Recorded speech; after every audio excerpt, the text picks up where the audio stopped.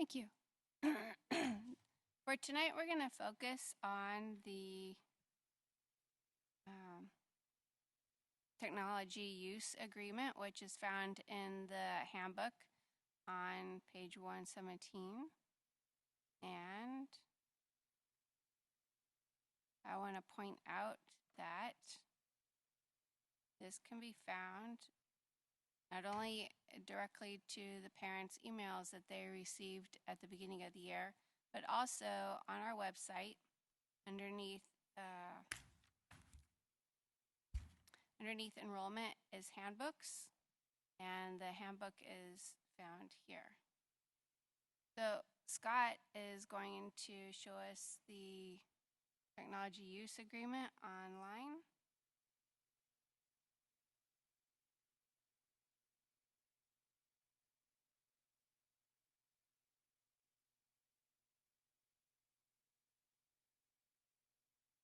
So starting at the part where it says student use of technology, and it's about 2.5 pages. And so, Scott, if you could just slowly scroll through and I'll narrate.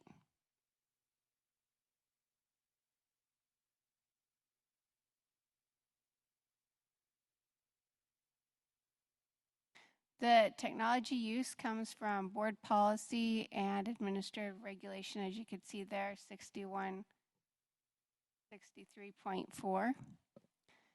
And the technology use agreement is the parent and the caregiver and students' acknowledgement of this agreement for their use of the district Wi-Fi as well as the district digital devices. And then as you go to page 108, Scott.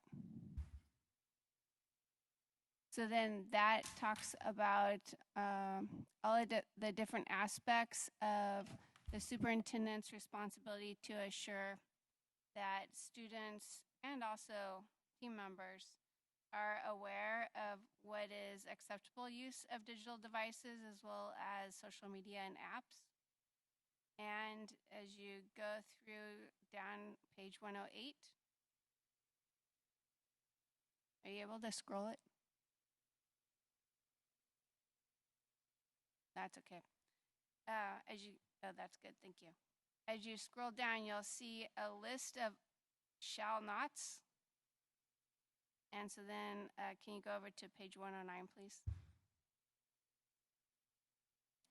And the list of shall nots continues. For example, students shall not use the system to harass others, intimidate or threat. That students shall not use it to download or corrupt information. It's all the shall nots. So what I want to point out, thank you very much, Scott, for sharing that.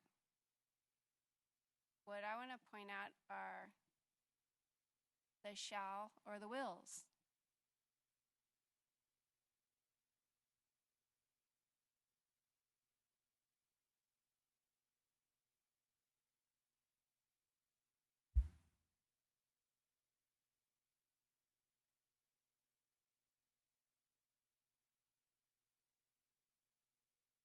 And again, this is just reflective of the responsibility of our staff, from superintendent to classroom teacher, to assure that all of our learners have ongoing instruction around appropriate use of technology and digital citizenship.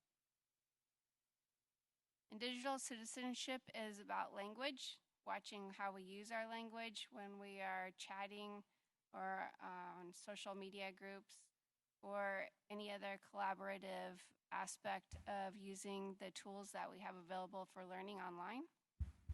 And being sure that we understand that words matter, and where a student might think that something they said wasn't a big deal or was a joke, it really can have a big impact on another student or on our whole school community.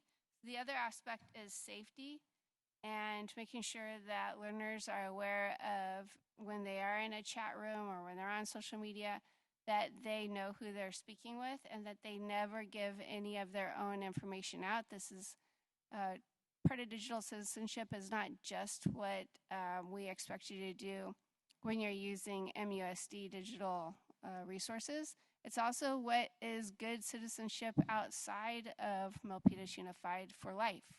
Remembering that what we put on our social media and out there in the web is probably there forever, and future employers can take a look at it. The other big piece about digital citizenship is community. Remembering that there's a person with a heart, with emotion, with concern on the other end of that chat. And really trying to get across to everybody, all of our learners, whether they're adults or youngsters, that we need to remember that if we're in an email, we're in a chat, that we have to recall that that person who's receiving that message should be treated with respect and dignity. And we also use a platform called Common Sense Media. And Common Sense Media provides different certificates for digital citizenship. We have touch points throughout a learner's educational career for doing digital citizenship. There's one at middle school level, one at the intermediate level, and also one at the high school. However, what I want to see is that we create a certificate or module for every grade level, beginning in kindergarten when they start accessing digital devices. And on this page, we talk about what we want to emphasize in school, and it really is a partnership with families. So we need families as well to emphasize from their end, what do they expect of their children as they are portraying themselves on social media and representing their families, as well as parents remembering that they and caregivers, that they own those digital devices. It's not the property of the students. And they have the right to look at what is it that my child is looking at? What is my child saying? And doing random checks on what their children are doing, because that's how they can help their children to use the digital world safely and responsibly and with care. It's also the parent's responsibility to assist the child with maintaining a healthy balance with digital devices, and that the digital devices don't go to bed with the children, so that they and our teens can have a good night's sleep.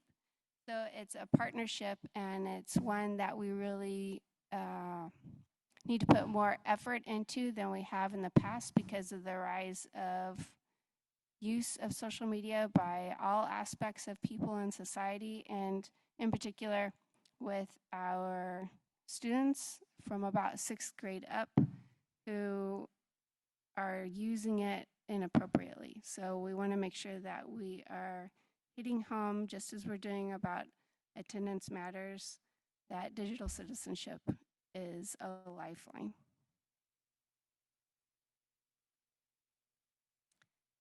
Because together we are community, we are responsible, and we create safe schools.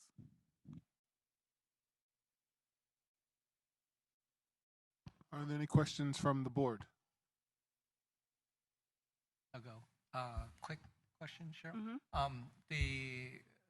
With the given rise in certainly AI, as well as what we're looking at as deep fakes, do you see us taking a look at enhancing our digital citizenship curriculum so that we can provide folks a clear understanding of how to recognize things like deepfakes and AI generated content? It actually goes beyond digital citizenship and into critical thinking skills and analysis, and it's something that is embedded in curriculum, and especially when we're in our writing types of lessons. Okay. Cheryl, thank you so much for support there.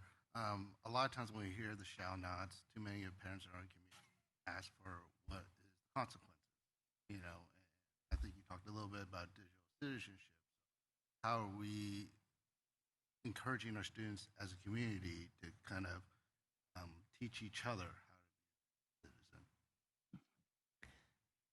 a citizen? Earlier this evening in the superintendent's report, I talked about Say Something.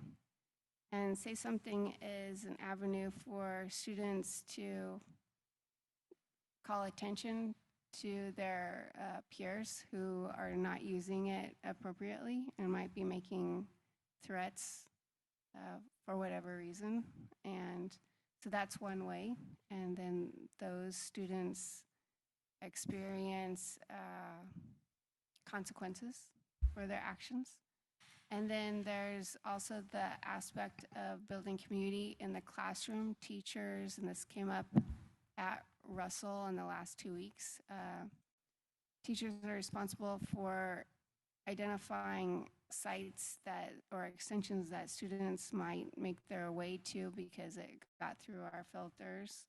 And they are meeting with our Director of Technology Services, Chin Song, to talk further about how they can amplify the need for us to care for each other in words, action, and deeds. And in each of those potential violations, where does what step in the MTSS structure of restorative justice do we apply the digital violations? It depends on the level of the violation. Let's say, as we had an experience at one of our schools, that a student makes a direct threat to use violence against another student, then we have a couple of things in play. One is a threat assessment is performed by the administrator, and that can also be in conjunction with support from the district office team. And then we have behavioral consequences, both with what a person thinks of as traditional consequence, where you did that, you're not supposed to do that, so there's a suspension or, in some cases, up to expulsion recommendations. And then there's bringing the student back into the community. How did your actions impact the other person, or impact the classroom, or impact the school, and what can you do to make amends? I like the last part. How can you make amends? Because in the digital aspect, a lot of times that lives in the forever space. And so our students need to learn how to make amends with what's out there for themselves so that they can continue to grow as they develop. Thank you. Yep. Yeah. Are there any other questions from board members? Thank you, Superintendent, for the report.